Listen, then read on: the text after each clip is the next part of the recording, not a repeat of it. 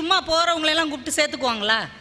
அதுக்கு முத டிரைவிங் பழகணும், எல்எல்ஆர்னு ஒன்று வாங்கணும், 8 போடணும், டிரைவிங் லைசன்ஸ் வாங்கணும். அதுக்கப்புறம் தான் அனுபவம் என்பது வருமே தவிர ஓட்ட பழகுறாங்க இல்லையா, அதுதான் படிப்பு. அது எப்படி எடுத்த எடுப்புல வந்துருமா? எடுத்த எடுப்புல எப்படி வரும்? ரொம்ப ஐயா சூப்பரா பேசினாங்க. ஐயாவுடைய சொந்த ஊர் நாகர்கோவில். நாகர்கோவில்ல இருந்து 2012 இளம் எழுத்தாளர்களுக்கான சாகித்ய அகாடமிய மலர்வதி அப்படின்னு ஒரு பொண்ணு வாங்கினாங்க.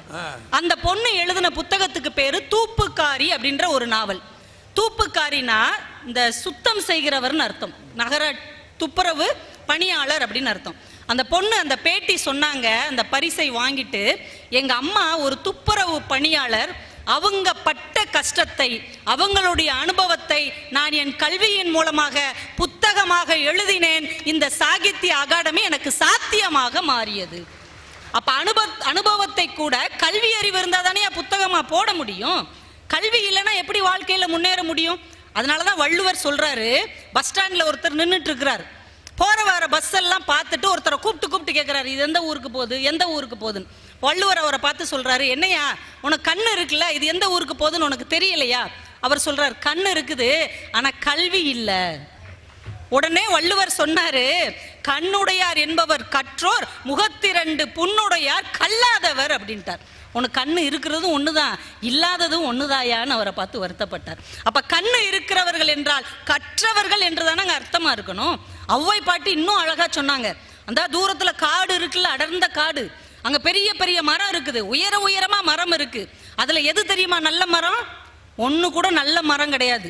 கற்றறிந்த அறிஞர்கள் நிற்கிற இடத்துல ஒருத்தனுக்கு ஒரு ஓலையை கொண்டு வந்து கொடுக்காங்க, அவன் வாங்கி பார்த்துட்டு எனக்கு படிக்க தெரியாதுன்னு சொல்றான், இவன் தான் நல்ல மரம் அப்படிங்கிறான். காட்டில் உள்ள மரம் நல்ல மரம் இல்ல, கல்வி அறிவு எவனுக்கு இல்லையோ அவன் தான் நல்ல மரம் என்று சொல்லுகிறார் என்றால் கல்வி அறிவு இல்லாதவங்கள மனுஷனாவே ஏத்துக்கலங்க. ஐயா சொன்னாங்க, ஒருவருக்கு 2 துணை வேண்டும், வாழ்க்கை துணை, இன்னொன்னு நட்பு துணை. ஆனால் பாரதம் என்ன சொல்லுகிறது? தனியே போகிறவனுக்கு எது துணை என்றால் கல்விதான் துணை என்று மகாபாரதம் சொல்லுகிறது இல்லையா? இப்ப கல்வி எவ்வளவு பெரிய விஷயம். ஐயா போன மாசம் ஜூலை 15 தமிழ்நாடு முழுக்க கல்வி வளர்ச்சி நாள் கொண்டாடணும்ல. எதுக்காக கொண்டாடணும்? அப்பவாது நம்ம பிள்ளைங்க முன்னேறட்டும். காமராஜர் ஐயாவுடைய பிறந்த நாளை கொண்டாடணும்.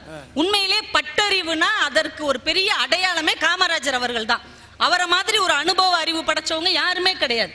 ஆனா அவர் என்ன செஞ்சாரு? எல்லாரும் என்னைய மாதிரியே பட்டு திருந்தி வாழுங்கன்னா சொன்னாரு, எல்லோருக்கும் கல்வி அவசியம் என்பதற்காகத்தான் சென்ற இடங்களில் எல்லாம் கல்வி சாலையை திறந்து வச்சாரியா. மாடு பிடித்த கரங்கள் எல்லாம் ஏடு பிடிக்க வேண்டும் என்பதற்காக தன்னுடைய வாழ்நாளையே பிள்ளைகளின் கல்விக்காக செலவழிச்சார்னா அந்த பட்டறிவு உள்ள மனிதருக்கு என்ன தெரிஞ்சிருக்குது? படிப்பறிவு இருந்தால்தான் என் பிள்ளைகள் வாழ்க்கையில் உயர முடியும் என்பது தெரிஞ்சிருக்கு. இது தெரியாம ஒருத்தங்க துபாயில இருந்து பிளைட் பிடிச்சு வந்திருக்காங்க. நம்பர் 6 விவேகானந்தர் தெரு, Dubai main road, Dubai bus stand. இன்னைக்கு பெண்கள்லாம் மேடை ஏறி பேசி இருக்கிறோமே, 50 வருஷத்துக்கு முன்னாடி இது நடந்ததாயா? 50 வருஷத்துக்கு முன்னாடி எந்த பெண்ணாவது மேடை ஏற முடிஞ்சதா? என்ன காரணம்? பெண்களுக்கு கல்வி கிடைத்ததால் தான் இன்றைக்கு பெண்கள் ஆண்களுக்கு சமமாக மேடையில் பேச முடிகிறது, பதவிகளை அடைய முடிகிறது என்றால் அதுக்கு காரணம் கல்வி தானே. அதனாலதான் பாரதிதாசன் சொன்னான், கல்வி இல்லாத பெண்கள் கலர் நிலம், அந்நிலத்தில் புல் விளையலாம், நல்ல புதல்வர்கள் விளைய முடியாது என்று சொன்னார். நல்ல பிள்ளைகள் பிறன்னா கூட அம்மா கல்வி அறிவு உள்ளவளாக இருக்க வேண்டும் அவர் தானங்க சொன்னாரு. ஐயா புதுக்கோட்டையில ஒரு கல்லூரியில எம்ஃபில் படிச்சவங்களுக்கு பட்டமளிப்பு விழா நடக்குது. அந்த கருப்பு கோட்டெல்லாம் போட்டுட்டு ஒவ்வொரு மாணவிகளா வந்து சான்றிதழ் வாங்குறாங்க. கோ தாமரை செல்வி அப்படின்னு ஒரு பொண்ணு பேரை வாசிக்கிறாங்க. அந்த பொண்ணு மேடைக்கு போய் நிக்குது. அந்த வைஸ் சான்சலர் எல்லாரும் சர்டிபிகேட்டை கொடுக்குறாங்க, அது அப்படியே நிக்குது வாங்காமையே. அதுக்கப்புறம் தான் டக்குன்னு இந்த ஆடியன்ஸ்ல இருந்து அவளுடைய தோழி ஓடி போய் அந்த சர்டிபிகேட்டை வாங்குறாங்க. வாங்கின பிறகுதான் கவனிக்கிறாங்க, அந்த பெண்ணுக்கு 2 கைகளும் இல்லை. 2 கைகளும் இல்லாத அந்த பெண் தன் காலால எழுதி படித்து எம்ஃபில் பட்டம் வாங்கி இருக்கிறாள். அவ சொன்னார், எனக்கு 2 கைகள் இல்லாவிட்டாலும் சான்றோர் இடத்தில் இருக்கை கிடைத்திருக்கிறது என்றால் எனக்கு கிடைத்த கல்விதான் காரணம் என்று சொன்னார். ராஜஸ்தான்ல ஒரு மாவட்ட ஆட்சியாளர் ஆர்த்தி டோக்ரான் பேர், 3 அடி உயரங்க, 3.5 அடி உயரமுள்ள அந்த பெண் இன்னைக்கு கலெக்டரா இருக்கிறாங்க. அவங்க கிட்ட பேட்டி கேட்கும்போது அவங்க சொல்றாங்க, எல்லோரும் என்னை குனிந்து குனிந்து நின்று பேசுவார்கள், ஆனால் நான் எல்லோரையும் தலை நிமிர்ந்து பார்த்து பேசுவேன். நான் தலை நிமிர்ந்து நிற்பதற்கு என்னுடைய படிப்பு காரணம் என்று அந்த மாவட்ட ஆட்சியர் சொன்னாங்க. உண்மைதானங்கய்யா? இப்ப நம்ம மாவட்ட ஆட்சியரை ஐயா சீஃப் செக்ரட்டரியா வரணும்னு வாழ்த்துனாங்க. நிச்சயமா வரணும், வாழ்த்துக்கள். ஆனா இங்க உள்ள எல்லாரையும் பார்த்து சொல்லாம அவரை பட்டு ஏன் சொன்னாங்க? மற்றவங்க போக முடியாதவன் படிக்கல. ஏன்னா அவர் ஐஏஎஸ் படிச்சிருக்கிறாரு. ஐஏஎஸ் என்கின்ற அடிப்படை கல்வி அறிவு இருந்தால்தான் அவ்வளவு உயரத்துக்கு போக முடியுமே ஒழிய மற்றவங்களால முடியாது இல்லையா? அதனாலதான் இறையன்பு அவர்களுக்கு திருப்பூர்ல இருந்து ஒரு 5ஆம் கிளாஸ் படிக்கிற பையன் கடிதம் எழுதுனாயா. திருப்பூர்ல அஸ்வின் ஒரு பையன் 5ஆம் கிளாஸ் படிக்கிறாங்க. குடும்பத்துல அம்மா அப்பா கூலி வேலை செய்யறவங்க, கஷ்டப்படுற குடும்பம், வாடகை கூட கொடுக்க வழி இல்லை, அவ்வளவு துயரத்துல இருக்கிறாங்க. டக்குன்னு ஒரு பேப்பர் அந்த குழந்தை எடுத்தது, அன்புள்ள இறையன்பு மாமாவுக்கு, என் குடும்பம் ரொம்ப கஷ்டப்படுது, வாடகை கொடுக்க கூட எங்களுக்கு வழி இல்லை, நீங்க தான் மாமா எங்களுக்கு உதவி செய்யணும்னு அவன் நோட்டு புத்தகத்துல இருந்து ஒரு பேப்பரை கிழிச்சு அவருக்கு தலைமைச் செயலகத்துக்கு அனுப்பி வச்சிட்டான். அந்த கடிதத்தையே மனுவாக ஏற்றுக்கொண்டு அடுத்த 1 வாரத்தில் அவங்க குடும்பத்துக்கு ஒரு வீடு ஒதுக்கப்பட்டது என்றால், ஒரு சின்ன குழந்தைக்கு கல்வி கிடைத்தால் அந்த குடும்பம் எவ்வளவு பெரிய உயரத்தை தொட்டு இருக்கிறது. சாதாரணமான விஷயம் இல்லை. இப்ப நடந்தது அந்த 2-3 நாளைக்குள்ள தூத்துக்குடியில நாலாட்டின் புதூர்னு ஒரு சின்ன ஊர் இருக்கு. அங்க தங்கமாரியம்மாள்னு ஒரு பொண்ணு, 2 கால்களும் இல்லாத மாற்றுத்திறனாளி. அவங்க சக்கர நாற்காலியில தான் கல்லூரிக்கு போவாங்க. அரசு கல்லூரியில படிச்சுக்கிட்டு இருக்காங்க. அவங்க வீட்டுல இருந்து மெயின் ரோட்டுக்கு போய் தான் பஸ் ஏறணும். ஆனா அவங்க வீட்டுல இருந்து மெயின் ரோட்டுக்கு போற பாதை கரடு முரடா இருக்கு. அந்த சக்கர நாற்காலியெல்லாம் அவங்களால நகலவே முடியல. உடனே தூத்துக்குடி மாவட்ட ஆட்சியாளர் டாக்டர் செந்தில் ராஜுக்கு நேர்ல போய் மனு கொடுத்தாங்க.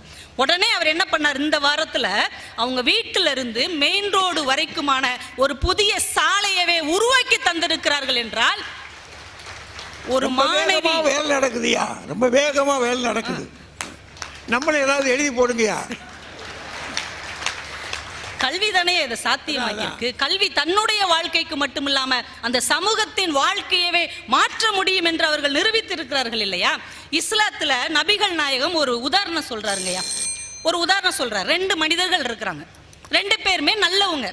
அதுல ஒருத்தர் என்ன பண்ணுவாரு, பகல் முழுக்க நோன்பு இருப்பார், இரவு முழுக்க இறைவனை நினைத்து வணங்கி கொண்டே இருப்பார். இன்னொருத்தர் இருக்கார், அவருக்கான தொழுகை நேரம் முடிஞ்ச உடனே அந்த ஊர்ல உள்ள படிக்காதவங்க எல்லாம் கூப்பிட்டு உட்கார வச்சு படிப்பு சொல்லி கொடுப்பார். இப்ப 2 பேருமே நல்லவங்க தான். ஆனா இந்த 2 பேரில் யார் சிறந்தவர் தெரியுமா? இரவும் பகலும் இறைவனையே நினைத்து வணங்குபவரை விட படிக்காத மக்களுக்கு கல்வி சொல்லி கொடுத்தார் இல்லையா, அவர்தான் சிறந்தவர் என்று நபிகள் சொன்னார்.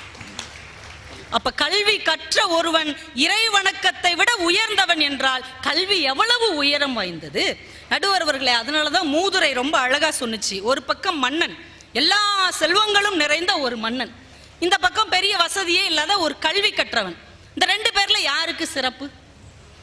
மூதுரை அதுவே தீர்ப்பு சொல்லுது, மன்னனுக்கு தன் தேசம் இல்லாமல் வேறு எங்கும் சிறப்பு இல்லை, கற்றவருக்கு சென்ற இடமெல்லாம் சிறப்பு, மன்னவனை காட்டிலும் கல்வி கற்றவன் உயர்ந்தவன் என்று நம்முடைய இலக்கியங்கள் எல்லாமே சொல்லுகிறது. புத்தகத்தை திருவிழாவை ரொம்ப அழகா இவங்க நடத்திக்கிட்டு இருக்காங்க. எஸ்ரா சொன்ன ஒரு வார்த்தையை சொல்லி நான் நிறைவு செய்கிறேன். உலக நாடுகளுக்கிடையே அணு ஆயுதங்களை தடை செய்ய முடியல, துப்பாக்கியை தடை செய்ய முடியல, பீரங்கியை தடை செய்ய முடியல. ஆனால் நிறைய நாடுகளில் புத்தகங்களைத்தான் தடை செய்திருக்கிறார்கள். ஏன் தெரியுமா? அணுகுண்டு ஒரு முறைதான் வெடிக்கும், புத்தகம் மட்டும்தான் புரட்டும் போதெல்லாம் வெடிக்கும் ஆற்றல் நிறைந்தது. அதனால இந்த படிப்பு தான் ஒரு மனிதனின், அந்த குடும்பத்தின், சமூகத்தின் முன்னேற்றத்திற்கு காரணம் என்று சொல்லி வாய்ப்புக்கு நன்றி கூறி விடைபெறுகிறேன். நன்றி, வணக்கம். முன்ன இருந்ததை விட இப்போதான் ரொம்ப குழம்பி போயிருக்கான். வரும்போது நம்ம தெளிவாக தான் வந்தோம். இந்த படித்தவங்க கிட்ட உட்கார்ந்தாலே நம்ம உள்ளதும் போச்சுடான்னு உள்ளக்கண்ணான மாதிரி போச்சு. சரி, அப்போ ராஜாவை கேட்டால் கொஞ்சம் தெளிவாக தெரியும். வாங்க ராஜா. ரொம்ப மகிழ்ச்சியாக இருக்கிறது. இந்த மக்கள் இன்னும் வாசிக்கிற ஆர்வத்தோடு வருகிறார்கள் என்று பார்க்கும்போது இன்னும் கரூர் நகரத்தை பற்றி பெருமிதம் பிறக்கிறது. எல்லாருக்கும் வாழ்த்துகள். இப்போ படிப்பறிவை பற்றி பேசணும். எல்லாரும் நம்முடைய ஆட்சியரை பற்றி பேசுகிறாங்க. அவர் ஐஏஎஸ் படித்ததனால் தானே இன்றைக்கு மாவட்ட ஆட்சியராக இருக்கிறாருன்னு கவிதா மேடமெல்லாம் சொன்னாங்க. ஆனால் நானும் நிறைய பேரை பார்த்துருக்குறேன், மைக்கு சரியில்லைன்னு ஓடி போய் அதை சரி பண்ண ஒரே ஆட்சியர் அவர். இது ஐஏஎஸ் படித்ததனால் வந்ததல்ல. பண்பு என்பது பயிற்சியிலும் பரம்பரையிலும் வருவது, இது படிப்பில் வருவதல்ல. அப்படி ஒரு பண்பாடு. நம்மை தேடி வந்த பேச்சாளர்கள், ஐயா பெரியவர், அவங்களுக்கு சிரமம் வரக்கூடாதுன்னு ஓடி நின்னார் பாருங்க. இங்கே படிப்பு உதவவில்லை, அவரது பட்டறிவும் பண்பாடும் உதவுகிறது. சொன்னா அந்த அம்மா, இந்த பொண்ணு பாவம், துபாயில இருந்து வந்தது, அது பாவம் ஐயா. எங்களையெல்லாம் அந்த ஊர்ல கூப்பிட்டு பேச வச்சிருக்காங்க. நாங்க கரூர்ல தான் முதல் முறையா துபாயில இருந்து ஒருத்தர் கூப்பிட்டு வந்திருக்கிறோம். உடனே துபாய் 6 குறுக்கு சந்து, துபாய் பஸ் ஸ்டாண்டு. நம்ம கரூர் பஸ் ஸ்டாண்டே முழுசா பார்க்காத ஆளுங்க, நமக்கு எதுக்கு துபாய் பஸ் ஸ்டாண்டெல்லாம்? ஆனால் நல்லா யோசிச்சு பாருங்க, எத்தனையோ காமெடி, எத்தனையோ நடிகர்கள் பண்ணியிருக்கிறாங்க. ஆனால் அந்த துபாய் 6 குறுக்கு சந்தெல்லாம் சொன்ன வடிவேலு எந்த திரைப்பட கல்லூரியில் படித்தார்? அதாவது ஒரு கல்லூரியில் படித்தாருன்னு சொல்லுங்க.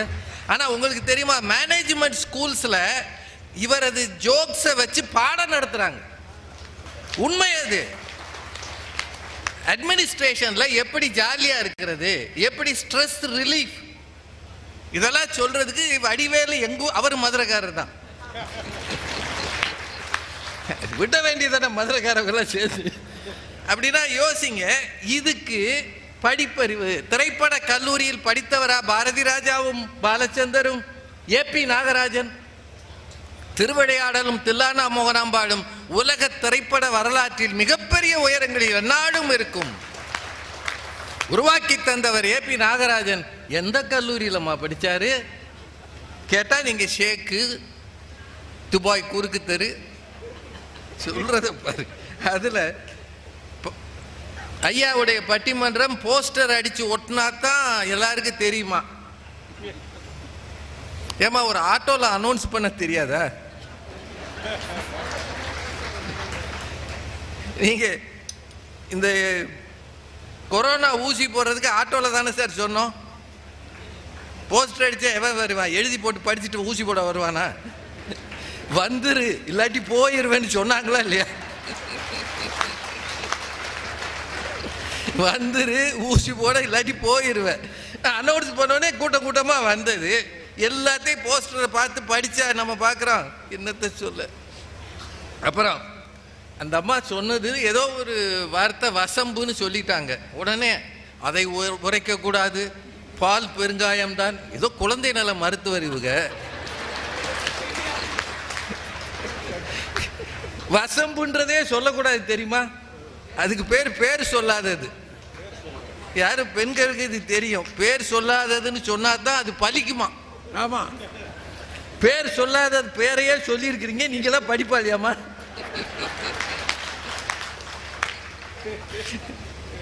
அவங்க என்ன சொன்னாங்க, எங்க ஊர்ல எல்லாம் இந்த பக்கத்துல இருந்து இந்த பக்கம் படிக்கிறாங்க, அவங்க ஊர்ல பாக்குறது அது. ஐயா என்னமோ சொன்னாரு, மேல இருந்து கீழே ஜப்பான் சீனாக்காரன். உடனே தமிழ்நாட்டில் தானே பட்டிமன்றம் நடக்கிறது, நாம் ஏன் மற்ற மாவட்டங்களை, மற்ற மாநிலத்தை, மற்ற நாட்டை பற்றி பேச வேண்டும்? தம்மா லாஜிக்கலா பேசுறாங்களாம். உங்க அணியில் இருக்கிறவங்க ஆங்கில மேற்கோள்லாம் காட்டினாங்களே, பட்டிமன்றம் ஆங்கிலத்தில் நடக்குது. அந்த அறிஞர் என்ன சொன்னார்? தெரிஞ்சுக்கிட்டு பேசுங்கம்மா. கேட்கிற கேள்வி. அதுல ரேவதி மேடம் ஒரு கல்லூரி பேராசிரியர். உடனே மார்க் போட்டாங்க பாருங்க, 20 மார்க்கு தான் பிராக்டிகலுக்கு, 80 மார்க்கு தியரிக்கு. அதுல தான் அதிகம் காப்பி அடிப்பாங்க.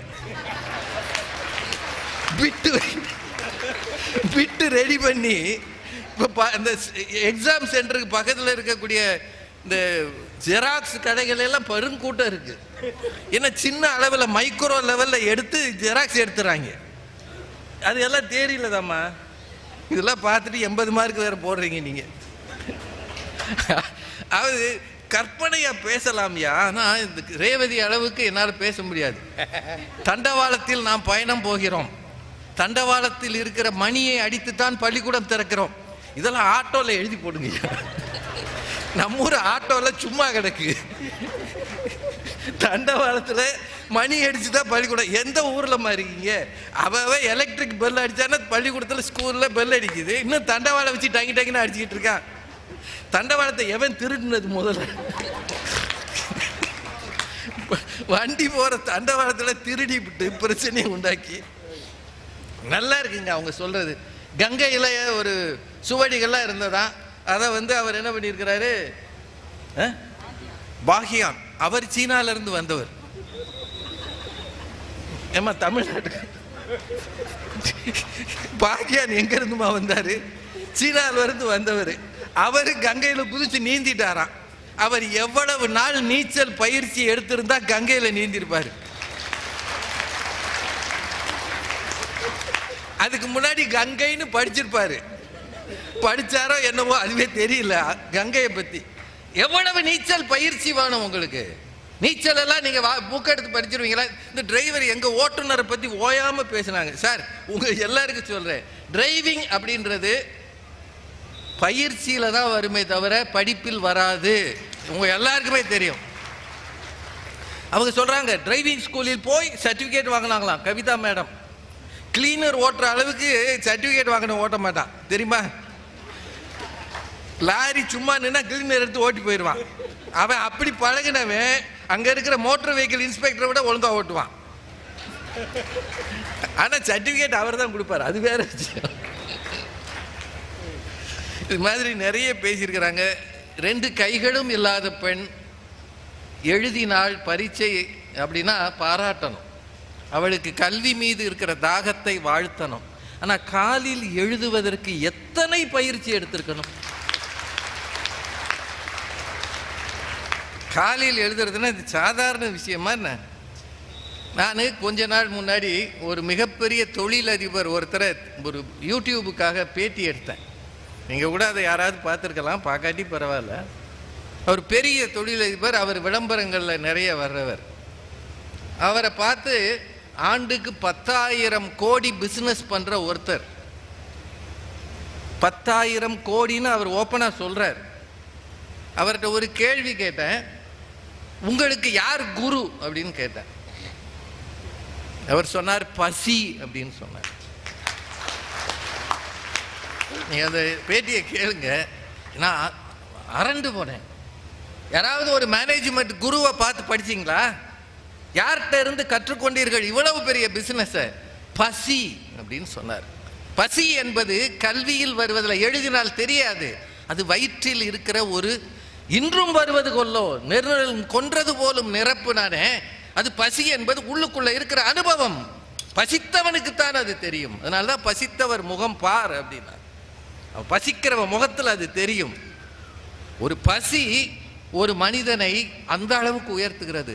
நான் அவர்கிட்ட கேட்டேன், என்ன படிச்சீங்க, எந்த மேனேஜ்மெண்ட் ஸ்கூலில் படிச்சீங்கன்னு. நான் 4ஆம் கிளாஸ் தாண்டலை, எனக்கு இன்னும் சரியாக கையெழுத்து போட தெரியாதுன்னு சொன்னார். இது உண்மை. இதுக்காக எல்லாரும் படிக்காம இருங்கன்னு அர்த்தம் இல்லை, படிங்க. அந்த கல்வி அறிவுக்கு அப்பால் மேலும் மேலும் நீங்கள் அனுபவ அறிவை பெற வேண்டும். அதுதான் பட்டறிவு. உங்க எல்லார்ட்டையும் கேட்குற, ஆசிரியர்களுக்கு பயிற்சி பள்ளி முடித்து ஆசிரியராக வர்றாங்களே, வந்த உடனே சிறந்த ஆசிரியர்களாக ஆகி விடுகிறார்களா? ஏன் அவங்களுக்கு 50 வயசுக்கு பிறகு நல்ல ஆசிரியர் விருது வருது? வந்தோடனே இவர் தான் சிறந்த ஆசிரியர், நல்ல ஆசிரியர் கொடுத்துட வேண்டியதானே?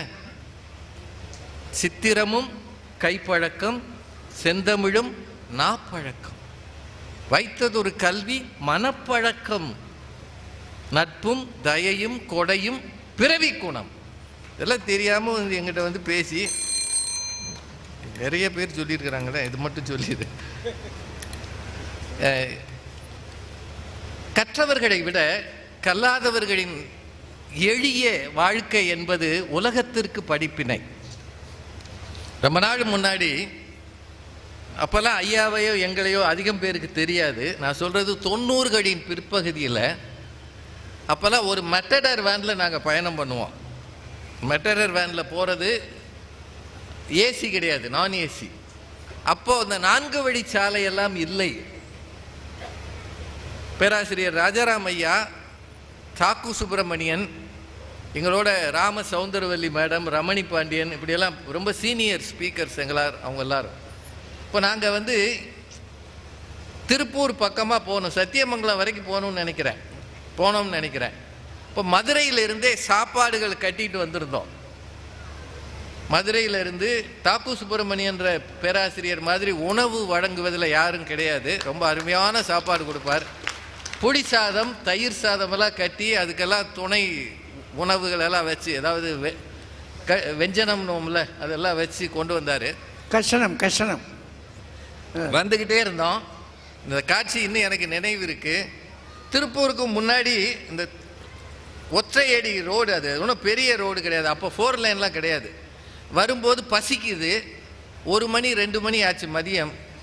ஒரு ஓரமாக ஒரு தோட்டம் மாதிரி இருந்தது, ஒரு கிணறு, ஒரு சின்ன ஷெட்டு, ஒரு திண்ணை. இதை பார்த்த உடனே எப்போவுமே ராஜாராம் ஐயா தான் உள்ளே போய் விசாரிச்சுட்டு வருவார். அவர் கொஞ்சம் ஒரு போலீஸ்காரர் தோற்றம் இருக்கும் அவருக்கு. அதனால் இவர் போய் எங்களுக்கு கொஞ்சம் இடம் கொடுங்கன்னா போலீஸ்காரன்னு விட்டுருவாங்க. இவர் அங்கே போனார். ஒரு அம்மாவும் ஒரு ஐயாவும், அவங்களுக்கு 50-55 வயசு இருக்கும், கயிற்று கட்டில் உட்காந்துருந்தாங்க. நாங்கள் போய் நின்னோம். இவர் ஐயா என்ன சொன்னார் தெரியாது, பெரிய ஆளுங்க, படிப்பாளி, அறிஞர் வந்திருக்கிறாரு, இங்கே உட்காந்து சாப்பிட்டுக்கிறோம்னு தான் கேட்டோம். அந்த அம்மா உடனே ஓகேன்னு சொன்னாங்க. அவங்க ஓரமாக போய் நின்றுக்கிட்டாங்க. நாங்கள் எல்லோரும் அந்த உட்காந்து டப்பா பொட்டலாம் அத்தனையும் திறந்து நல்லா மனதார என்ன சின்ன சின்ன தட்டு வச்சுருந்தோம். சாப்பிட்டு முடித்தோம். இன்னும் கொஞ்சம் உணவு மிச்சம் இருந்தது. கொஞ்சம் ஒரு சம்படம்னு சொல்லுவோம்ல, அதுலேயும் கொஞ்சம் மிச்சம் இருந்தது. இப்போ எங்கள் கூட இருந்த பெண்கள் அவங்களுக்குள்ளே பேசிக்கிட்டாங்க, இவங்களுக்கு கொடுப்போமா, பார்த்தா பாவமாக தெரியுது, ஏழை மாதிரி தெரியுது, இவங்களுக்கு கொடுத்தோன்னா வாங்கிக்குவாங்களா அப்படின்னு ஒரு கேள்வி கேட்டாங்க. நாங்கள் எல்லோரும் படித்தவங்க தானே, அவங்கள முதல்ல சாப்பிட்றீங்களான்னு சொல்லலை,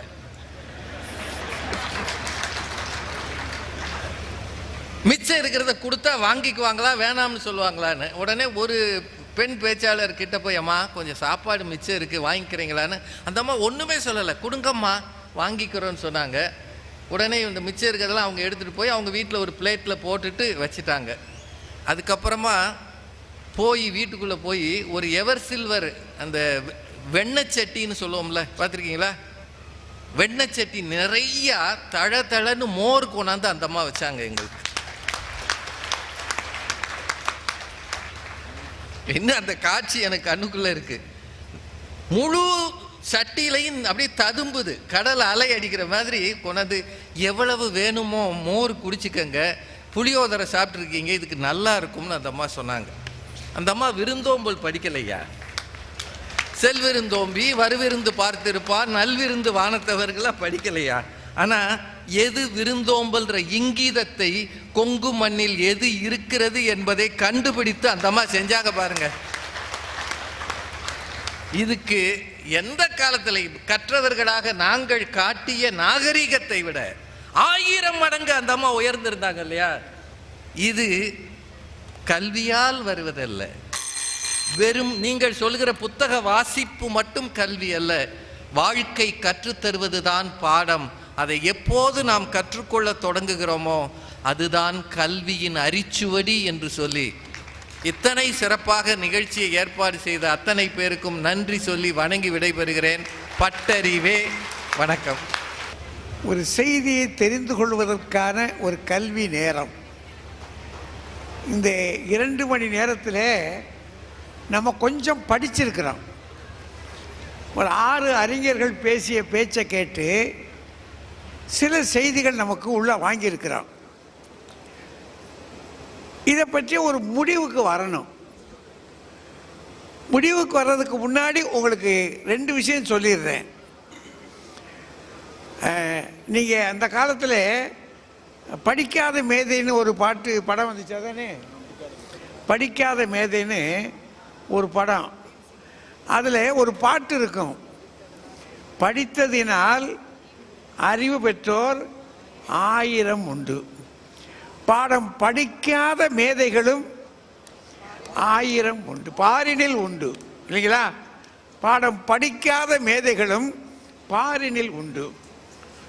இது பெரிய ஒரு கண்ணதாசன் எழுதின பாட்டு. அந்த பாட்டு அருமையான பாட்டு. அது அந்த பாட்டில் என்ன சொல்கிறாரு, படித்ததுனால அறிவு பெற்றவங்க இருக்காங்க, பாடம் படிக்காதவர்களும் அறிவுபற்றவர்கள் இருக்கிறாங்க. ரெண்டு பக்கம் இருக்கிறாங்கன்னு சொல்லிட்டார் இல்லையா? சரி, படித்தவங்க அறிவாளிகள் தான். படிக்காதவர்கள நம்ம ஊரில் ஒரு அறிஞர் இருந்தார், ஜிடி நாயுடுன்னு சொல்லி. கோயம்புத்தூரில் ஜிடி நாயுடுன்னு ஒருத்தர். அவர் என்ன படிப்பு அவரையா, ஆனால் அவர் கண்டுபிடிச்ச கண்டுபிடிப்புகள் இருக்கு பார்த்தீங்களா? எத்தனை கண்டுபிடிப்புகள், எத்தனை கண்டுபிடிப்பு. படிக்காதவர் தான் அவர். அவங்க நம்ம சட்டப்படி பார்த்தோம்னா பெரிய பெரிய படிப்புகள் வாங்கணும், பெரிய கல்லூரியில் வேலை பார்த்தவர் இல்லை அவர். ஆனால் அவர் பிரம்மாண்டமான கண்டுபிடிப்புகளை கண்டுபிடிச்சு கொடுத்துருக்காரு. அப்போ படிக்காத மேதை ஒரு பக்கம். நம்ம பெரியவர் காமராஜர் எங்கே படித்தார்? எங்கே படித்தார்? சரி, நம்ம கேட்கணும்ல. அவர் 5ஆம் வகுப்பு 6ஆம் வகுப்பு போகிறதுக்கு போகிறாரு, ஆனால் வசதி இல்லை, நின்று போச்சு. ஆனால் பாருங்களேன், அவர் படிக்காதவர்களெல்லாம் குறைந்தவர்கள் அல்ல. படிக்காத அந்த மேதை எத்தனை பேரை படிக்க வச்சாரியா? பிரச்சனை என்ன அப்படின்னா, நம்ம ஊரில் ஒரு காலம் படித்தவர்கள் தாங்க படித்தா மட்டும் போதும், மற்றவங்க படிக்கிறத பற்றி கவலைப்படாமல் இருந்தாங்க. இது பழைய காலம். நீங்கள் 47களுக்கு முன்னே அப்படி கூட வேண்டாம், 18ஆம் நூற்றாண்டுக்கு முன்னாடி நம்ம ஊரில் எத்தனை பேர் படித்தவங்க? இந்த இப்போ சொல்கிறார் இல்லையா, நாம் விடுதலை பெற்ற பொழுது நம்ம ஊருக்குள்ளே படித்தவங்க எத்தனை பேர்? 12, 100க்கு 12 பேர். 47ல் ஏன் மற்றவங்க படிக்கலை? அதற்கு பிறகு என்ன ஆச்சு? எவ்வளோ பேர் இன்னைக்கு படிச்சிருக்கிறோம்? 87. 87 தானே? 85 87 ஐயா? ஆமாம், 77 முன்னாடி, இப்போ 87 நம்ம ஊரை பொறுத்த மட்டும். இப்போ இவ்வளவு பேர் படிச்சிருக்கோம்னா ஏன் இத்தனை பேர் முன்னாடி படிக்கலை கேட்கணும்ல. இன்னைக்கு நாங்கள் அந்த காலத்தில் நீங்கள் பார்த்தீங்கன்னு சொன்னால், இந்த கழிப்பறைகள் இருக்குது பார்த்தீங்களா? நான் சின்ன பிள்ளையில் இருக்கும்போதெல்லாம் கழிப்பறையில் எழுதி போட்டிருக்க மாட்டாங்க. பிறகு என்ன இருக்குன்னு நினைக்கிறீங்க? ஒன்றில் ஆண் படம் இருக்கும், இன்னொன்றில் பெண் படம் இருக்கும். ஏன் படிக்கலையில? படிக்காத ஆளுக்கு என்ன தெரியும்? படத்தை பார்த்து தான் தெரிஞ்சுக்கிடுவான். அதுக்காகத்தான் அந்த காலத்தில் படம் போட்டு காட்டினான். நீங்கள் இப்போ வெளிநாடுகளுக்கு போனீங்கன்னு சொன்னால் படம் போட்டிருக்க மாட்டான், அவன் மொழியில் எழுதி போட்டிருப்பான். ஏன்? அங்கே எல்லோரும் படிச்சிருக்கேன்.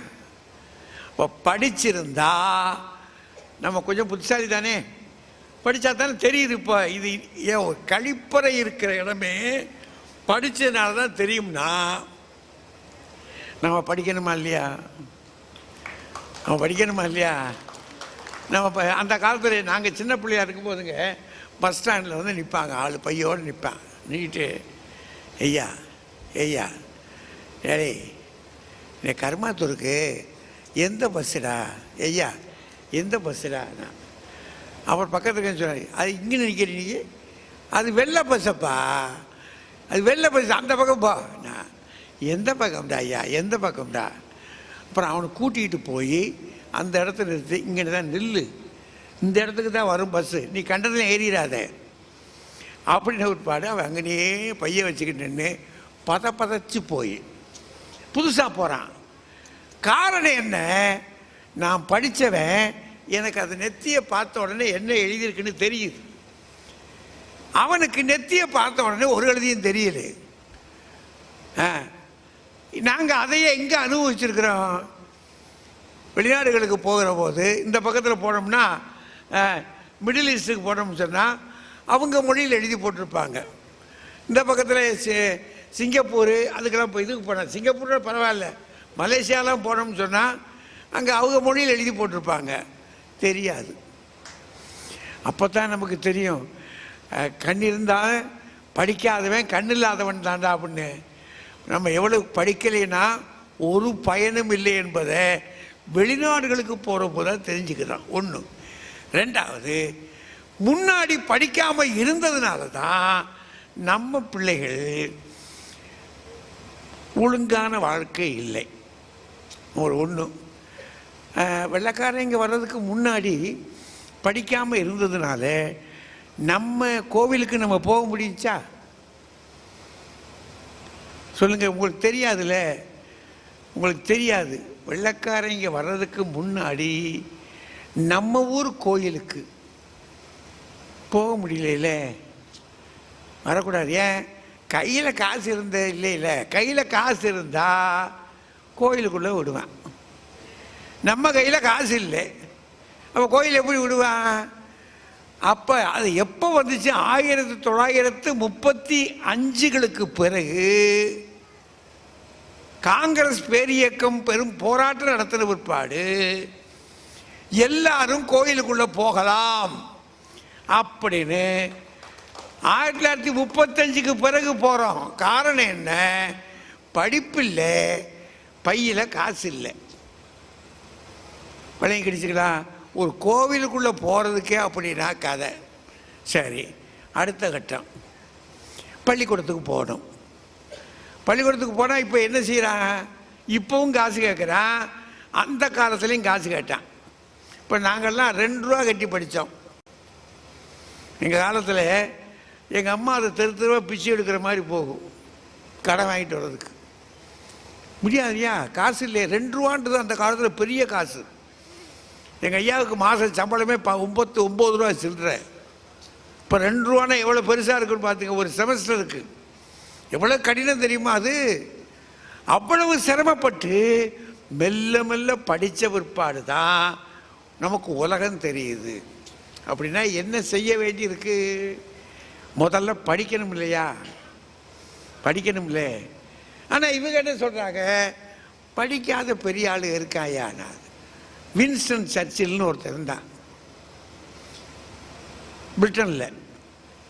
பெரிய ஆள், ரொம்ப பெரிய ஆள். அவன் பள்ளிக்கூடத்துக்கு போகும்போது அவங்க வாத்தியார் சொல்லிட்டான், மண்டையில் மரம் மண்டை வெறும் களிமண்ணாக இருக்கு மண்டையில், உனக்கு எதுக்குடா படிப்பு, நீ வராத போடா அப்படின்ட்டான். ஆனால் 2வது உலக மகா யுத்தத்தை பற்றி எழுதிய புத்தகங்கள்லையே அவன் எழுதிய புத்தகம் இருக்கு பாருங்க, பிரமாண்டமான புத்தகங்கள் வருஷம் எழுதியிருக்கிறான். அவன் அந்த உலக மகா யுத்தத்தை பற்றி அவ்வளவு பெருசாக எழுதியிருக்கிறான். சரி, அவன் மட்டும்தானே அப்படி எழுதியிருக்கிறான். நம்ம ஊரில் காமராஜரை விட்டுருவோம், அவர் எழுதலை, செயல்லையே நின்னார். பெரியவர் கலைஞரை சொல்லலாம்ல. என்னையா படித்தாரு? SSLC 3 தடவை எழுதினார். 3 தடவை அவரை எழுதியிருக்காரு. 3 தடவை SSLC எழுதினார். நீ அப்பா நீ சரியில்லை நில்லுட்டான். ஆனால் ஒரே தடவையில் பாஸ் பண்ண நானும் ஊருக்கு கூட தெரியலை. 3 தடவை எழுதி பாஸ் பண்ணாத ஆள் எல்லா உலகக்கும் தெரிஞ்ச ஆளாக போயிட்டாரையா. அவர் எழுதியிருக்கிற புஸ்தகங்களை பாருங்கள், எத்தனை பெரிய புத்தகங்கள் எழுதி வச்சிருக்கிறாரு. வண்டியாக புஸ்தகம் எழுதியிருக்காரு. சிறுகதை வேணுமா, நெடுங்கதை வேணுமா, நாடகம் வேணுமா, சினிமா வேணுமா, பாட்டு வேணுமா, கட்டுரைகள் வேணுமா, வாழ்க்கை தொடர்கள் வேணுமா, என்னையா வேணும் உனக்கு? இவ்வளவு எழுதியிருக்கிறாருன்னு சொன்னால் இவங்கெல்லாம் எக்ஸப்ஷன், விதிவிலக்குகள். யாரு? கலைஞர், வின்ஸ்டன் சர்ச்சில், ஏன் நிறையா பேர் இருக்காங்க. அதில் நிறைய சயின்டிஸ்டுகள் இருக்கா. பள்ளிக்கூடத்துக்கே அதிகமாக போக மாட்டான். அவங்கெல்லாம் பெரிய ஆட்கள். அவங்கள கணக்கு போட்ட முடியாது. பெரியவர் காமராஜர்லாம் கணக்கு போட்டு முடியுமாயா? அவர்களெல்லாம் விதிவிலக்கு.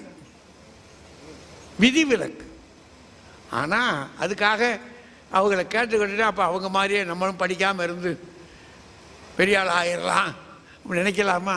இல்லையா, அவங்க தனி, அது ஒரு பக்கம். ஆனால் படிக்கணும், படித்தா தாயா முடியும். படித்ததினால் அறிவு பெற்றோர் 1000 உண்டுன்னு பார்த்துருக்கோம் இல்லையா? இப்போ நிறைய பேர் படிச்சிருக்கிறாங்க, எக்கச்சக்கமாக படிச்சிருக்கிறாங்க. படிக்கணும், படித்து கொண்டே இருக்கணும். ஏன் அவர் பெரியவர் கற்றர் கற்க கற்க களிமடமாக்கும் இருக்கார். படிக்க படிக்க படிக்க உங்களுடைய மடமை போயிடும். இப்போ யோசித்து பாருங்கள், ஒன்று யோசிக்கிறேன். ஒரு சின்ன செய்தி மட்டும் உங்களுக்கு சொல்ல, இப்போ தெரிய வேண்டிய செய்தி தான். நம்ம ஊரில் சாமியை ஒரு பேர் சொல்கிறோம். நம்ம ஊரில் அவருக்கு ஒரு பேர் வச்சுருக்கோம். அதான் வச்சுட்டு நம்ம என்ன நினைக்கிறோம், அதுதான் உண்மை. ஏன்னா சாமி வெங்காயம் இதுதான், இந்த சாமி தான் எங்கள் சாமி. ரைட், தப்பு இல்லை. நம்ம ஊரில் அதுதான் சாமி. இங்கேருந்து அமெரிக்காவுக்கும் யூரோப்புக்கும் போயிட்டோம்னா அங்கே சாமிக்கு இன்னொரு பேர் சொல்கிறாங்க. அவன் பேர் சொல்கிற கேட்டால் உங்கள் ஊர் சாமி ஆரியானா இதுதான் எங்கள் சாமின்றான். இப்போ நம்ம யோசிக்கிறோம், ஏன்னா நம்ம ஊர் சாமி இப்படி இருக்குது, இந்த ஊர் சாமி இப்படி இருக்குது. சரி, இப்போ 2 சாமி ஆச்சு. மிடில் ஈஸ்ட்டுக்கு வர்றோம். அங்கே போனால் இஸ்லாமிய சகோதரர்களாக இருக்காங்க. அவங்க ஊருக்கு போயிட்டோம்னு சொன்னால் அவங்க ஒரு பேர் சொல்கிறாங்க, இதுதான் சாமின்றாங்க. இப்படி பார்க்குறோம், 3 சாமி ஆச்சு. இப்போ ஆச்சுல. இந்த பக்கத்தில் பர்மாவிலேருந்து சீனா வரைக்கும் போகிறோம், ஜப்பான் வரைக்கும் போகிறோம். அங்கே போய் சாமி யாரான்னு கேட்டால் அவன் புத்தர் சிலையை காட்டுக்கிட்டு இதான் சாமின்றான். இதுதான் சாமி சொல்லுங்க, எதுதான் சாமி? இதை நான் படித்திருப்பதினாலே உலக படத்தை உன்னை வைத்துக்கொண்டு இந்த ஊருக்கு வரலாற்றையும் படிக்கிறேன், இந்த ஊர் வரலாற்றையும் படிக்கிறேன். இந்த ஊர் வரலாறு 4 தேச நாடு அந்த பகுதிகளுடைய வரலாற்றை படித்து பார்த்த ஒருபாடு என்னுடைய அனுபவம் என்ன சொல்லுகிறது, ஓ, கடவுள் என்பது அவர் வந்து வைத்த பெயர் அல்ல, நான் வைத்து அழைக்கின்ற பெயர். ஏன் நான் வைத்து அழைத்த பெயர் பொய்யாகி விடுமா? நான் எங்கள் ஊருக்குள்ளே சொல்கிறேன் இல்லையா, இப்போ நான் மதுரைக்காரன் மீனாட்சின்றேன். மதுரைக்காரன் நான். மதுரைக்காரன் எப்படி சொல்லுவான், மெஜாரிட்டியாக இருக்க ஆள் எப்படி சொல்லுவான், எங்கள் ஊருக்கு மீனாட்சி தாயா சொல்கிறோம்னு வச்சுக்கோங்க. இது உண்மை என்று சொன்னால் மிடில் ஈஸ்டில் இருக்கக்கூடியவர் அல்லான்னு சொல்கிறது உண்மைதானே இருக்கணும், அதானே இருக்கணும். அவன் இயேசுன்னு சொல்கிறான், அது உண்மையாக தானே இருக்கணும். இவர் நபி, இவர் புத்தர்னு சொல்கிறாரு, இது உண்மையாக தானே இருக்கணும். அப்படின்னா ரொம்ப தெளிவாக நம்ம ஒரு பாட்டை பாடினா, 1000 தெய்வங்கள் உண்டு தேடி அலையும் அறிவிலிகள். அது எதுக்குடா அடி போய் அலைகிறீங்க? இந்த சாமி அந்த சாமி, சின்ன சாமி பெரிய சாமி, மொக்கச்சாமி வெள்ளச்சாமி கருப்பச்சாமி, எத்தனை சாமிடா வச்சுக்கிட்டு இருப்பேன்? 1000 தெய்வங்கள் உண்டு தேடி அலையும் அறிவிலிகள் நானே. அப்படின்னா என்ன? ஒன்று பரம்பொருள், நாம் அதன் மக்கள், உலக இன்பக்கேணி. முடிஞ்சு போச்சு இல்லையா? நீ கடவுள் இருக்கிறது என்று நம்புகிறாய் என்று சொன்னால் அது ஒன்றுதான். எந்த ஊருக்கு போனாலும் சரி ஒன்றுதான். இங்கே நீ மீனாட்சி வணங்குவது சத்தியம் என்றால் அங்கே அல்லாவை போய் கும்பிடுவது சத்தியமாக இருக்க வேண்டும். அதனால தான் ஆத்தி சூடி இளம்பரை அணிந்து மோனத்திற்கு முழுவன் மேனியான் கருநிறங்கொண்டு பார்க்கடல் மிசை கிடப்போன் மகமது நபிக்கு மறையருள் புரிந்தோன் இயேசுவின் தந்தை என பல வதத்தினர் உருவகத்தாலே உணர்ந்து உணராது பல வகையாக பரவிடும் பரம்பொருள் ஒன்றே. இந்த பகுத்தறிவு சிந்தனையை சொல்லுவதுதான் தமிழகம். இந்த பகுத்தறிவு சிந்தனையை சொல்லுவதுதான் எல்லா உயிர்களிலும் நானே இருக்கிறேன் என்றுரைத்தான் கண்ணபெருமான். இங்கே இல்லையா? எந்த ஊராக இருந்தாலும் சரி. யார் இருக்கா? கிறிஸ்தவன் கிட்ட யார் இருக்கா? கண்ணபெருமாத்தா இருக்காரு.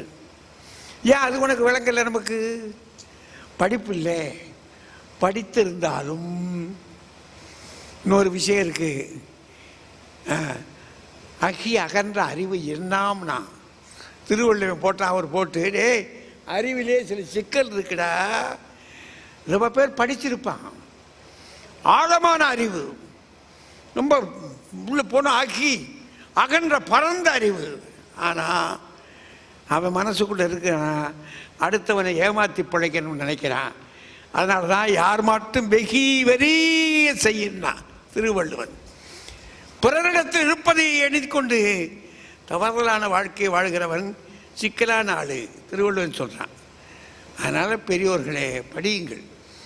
படிக்க படிக்க உலகம் நமக்கு தெரியும். ஏன் நாம் திருக்குறளை அத்தனையாக போற்றுகிறோம்? என்ன காரணத்துக்காக போற்றுறோம்? நாம் வணங்குகிற முதல் தெய்வம் திருவள்ளுவர் என்று சொல்லி ஏன் சொல்லுகிறோம்? என்ன காரணம்? அதனால தான் பெரியார் சொல்லக்கூடாது. நான் சொல்கிறேன், செஞ்சுக்கலாம். பெரியவங்கெல்லாம் தெளிவாக படிங்க. நீ கோயிலுக்கு போ, உனக்கு பிடித்தமான செய். ஆனால் ஒன்று பரம்பொருள் என்று சொல்லு, அதைத்தான் வணங்கு என்று சொல்லிக் கொடுக்கறது. எதுனா படிப்பு சொல்லிக் கொடுக்கறது. படிக்க படிக்க படிக்க படிக்க அனுபவம் பெருகுகிறது. இப்படி வச்சுக்கணும். மாங்காய் படிப்பு அறிவு, மாம்பழம் அனுபவ அறிவு. காயிலே புளித்ததுன்னு கண்ண பெருமானே இல்லைங்களா? அது காயில் புளிக்குது. அப்போ என்ன ஆகுது? கனியில் தான் இனிக்கும்ன்றார். அப்படின்னா படிப்பறிவு இருந்தால் நீ கனியாக காயாகவே இரு. படி படி, மாங்காயாக இரு. நாளாக நாளாக நாளாக நாளாக நீ கனியாகவாய். அனுபவம் உனக்குள்ளே வரும். அந்த அனுபவம் வந்த பிற்பாடு ஞானம் பெருகுகிற பொழுது என்ன ஆகும்னா, உபனிஷத்து சொல்லும், எங்கேருந்து? இருளிலிருந்து வெளிச்சத்திற்கு, இருளிலிருந்து வெளிச்சத்திலிருந்து, அறியாமையிலிருந்து அறிவு உலகத்திற்கு. என் உலகம், என் மக்கள் எழ வேண்டும். நாம் எல்லாம் ஒன்று என்ற நினைவு நமக்கு வர வேண்டும். ஜாதியிலே, மதங்களிலே, சமய நெறிகளிலே, சாத்திர சந்தடிகளே ஆதியிலே அபிமானித்து அலைகின்ற உலகி அலைந்து அலைந்து வீணை நீர் அழிதல் அழகலவே. ஒரே பொருள், ஒன்று பரம்பொருள் என்று எண்ணுகிற உணர்வு நமக்குள்ளே பெருக வேண்டும். அந்த உணர்வை நோக்கி நாம் போக வேண்டும் என்றால் படியுங்கள். படித்தால் தான் இந்த நாடு விடுதலை பெற முடியும். ஞானம் பெருகும். அதனால் உங்களுக்கு பண்பட்ட அறிவு பெருகும். அதனால் படிப்பறிவில் தொடங்குங்கள், பட்டறிவில் பெருகுவீர்கள் என்று கூறி வாழ்த்தி, இரண்டும் இல்லாமல் முடியாது. இருகை அடித்தால் தான் ஓசை பிறக்கும். அந்த ஓசை உங்களுக்குள் பிறக்கட்டும் என்று கூறி வாழ்த்தி விடைபெறுகிறேன். நன்றி, வணக்கம். இந்த தகவல் உங்களுக்கு பிடிச்சிருந்தா லைக் பண்ணுங்க, உங்க ஃப்ரெண்ட்ஸுக்கு ஷேர் பண்ணுங்க, மறக்காம எங்க சேனலுக்கு சப்ஸ்கிரைப் பண்ணுங்க.